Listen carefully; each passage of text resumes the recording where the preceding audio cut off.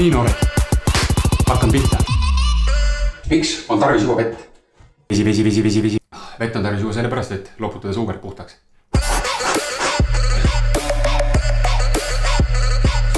Tore noor sinise jopega. Miks vajavad hambad toidukordade vahel vähemalt 3-tunnist söögivaba pausi? Hambapind ei taastu, siis tekib hambaauk.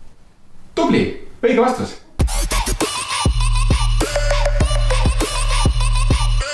Kuidas on lood kohvi ja mannaga? Just õige. Need sisaldavad suhkrut ja lõuvad hambaid, nii et need on tarvis juba einestamise ajal ära juua.